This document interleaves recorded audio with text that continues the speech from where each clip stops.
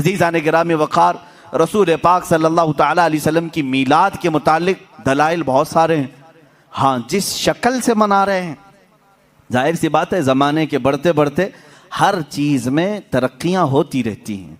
सबसे बड़ा सवाल सुन्नियों से यही किया जा, सहाबा ने मनाया था, ताबईन ने मनाया था, औलिया ने मनाया था, ये तो अब के ज़माने में मनाया जा रहा है। जुलूस जो है इसकी तारीख आला हज़रत फ़ाज़िल बरेलवी रहमतुल्लाह ताला अलैह ने भी फरमाया। 8वीं सदी हिजरी में बाज़ उशाकान रसूल ने जुलूस निकाल कर अपने आका की बारगाह में खिराज अकीदत पेश किया, लेकिन उस वक्त मौजूद उम्मत के सारे उलमा ने उसको बुरा नहीं समझा, उसको ख़राब नहीं समझा। बहरहाल मैं आपको बताऊं, सहाबा ने मनाया था, ये बार बार सवाल करते हो। ताबईन ने मनाया था, अरे मियाँ वो तो रोज़ मनाते थे मेरे आका की मिला, तुम तो 12 रबीउल अव्वल साल में एक बार कर रहे हो। सहाबा रोज मनाते थे। मीलाद का मतलब क्या है?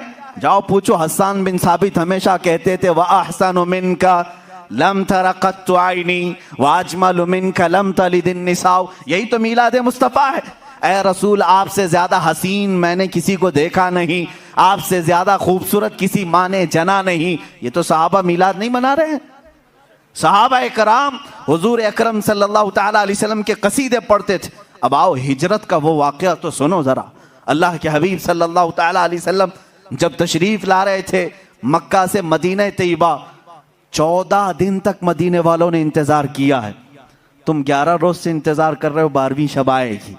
मदीने वाले 14 दिन तक, जैसे ही हुजूर मक्का से निकल चुके खबर हुई, मदीने के सारे लोग टीलों पर जाकर खड़े होते थे और इंतजार करते थे कि वो नूर वाला कब तशरीफ ला रहा है, रसूल पाक सल्लल्लाहु ताला अलैहि वसल्लम कब आ रहे। मदीने वालों ने, बहुत सारे लोगों ने देखा नहीं था, देखने की तड़प थी। मुझे बताओ, आज आप मीलाद की घड़ी के इंतजार में बैठे होते हैं अदब से, ये इंतजार है? ये मदीने वालों की सुन्नत ही तो है। वो 14 दिन तक इंतजार किए आमद मुस्तफ़ा का। और जिस वक्त रसूल पाक की आमद हुई, अब हदीसों में है, बुखारी शरीफ भी पढ़ो आप, मुस्लिम शरीफ भी पढ़ो, हदीसों में मौजूद है, फरमाया रसूल करीम सल्लल्लाहु ताला अलैहि वसल्लम जैसे ही कुबा की चोटियों से नजर आने लगे, जितने मदीने में हबशी थे वो अपने नेज़े निकाले, ढाल निकाले और अपना मखसूस जो उनका रक्स होता था उससे वो रक्स करने लगे। ढालों पर अपने नेज़े मार मार कर कहते थे, मुहम्मदुन अब्दुन सालेह, मुहम्मदुन अब्दुन सालेह। ये अल्फाज थे हबशियों के। और उसके बाद बनु नज्जार एक खानदान था, उस खानदान की सारी बच्चियां अपने हाथों में दफ लेकर के आई, यूं कहती थी, तलअल बद्रु अलैना मिन सनियातिल वदाई वजब शुक्र अलैना मा दआ लिल्लाहि दाई। ये आगे पूरा मौजूद है कसीदा, जिसमें वो कहती हैं, अंत शर्रफ्तल मदीना मरहबन या खैर दाई। ये गुनगुनाते हुए वो यूं कह रही थी, हम पर 14वीं का चांद तुलू हो गया है। कहां से? सनियतुल वदा की घाटियों से। उसके आने पर हम पर शुक्र वाजिब हो गया है। मुझे बताओ, ये मीलाद नहीं है तो और क्या है? हुजूर पाक की मीलाद का मतलब है हुजूर की सीरत बयान करना, हुजूर पाक की तारीफ बयान करना, यही तो मीलाद है। हम मजलिस मीलाद का मतलब क्या है? सिर्फ 12वीं शब को मनाना, यही नहीं, साल भर जब भी आप मेरे आका के तज़किरे करेंगे हम उसको मीलाद मुस्तफ़ा ही कहते हैं। मौलूद की महफिल है, मजलिस मीलाद है, जहाँ रसूल पाक की आमद के किस्से बयान किए जाएं, तारीफ व तौसीफ बयान की जाए, वो मीलाद है। सहाबा ने किया है मेरे अजीज़ों। अब अल्लाह के नबी सल्लल्लाहु ताला अलैहि वसल्लम जब तशरीफ लाए तो क्या हुजूर ने मना कर दिया? जो हिजरत के बाद हुजूर तशरीफ ला रहे थे। अच्छा, इसमें यह भी देखें, जब रसूल पाक सल्लल्लाहु ताला अलैहि वसल्लम तशरीफ लाएं तो उस वक्त का एहतराम और ताज़ीम करना ये सिद्दीक़ अकबर ने भी सिखाया है।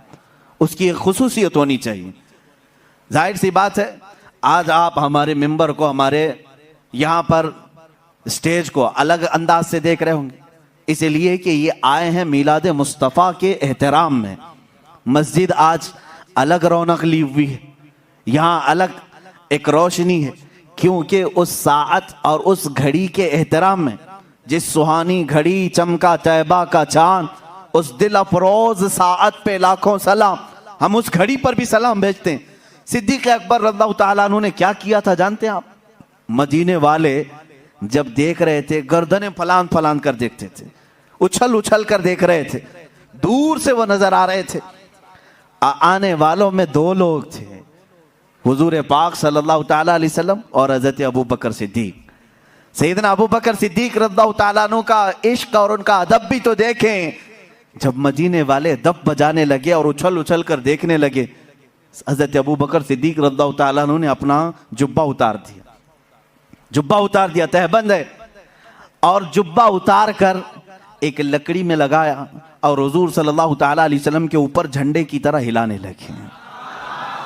हुजूर पाक सल्लल्लाहु ताला अलैहि वसल्लम के चेहरे पाक के ऊपर हिलाने लगे। क्यों किया ऐसा उन्होंने? क्यों किया?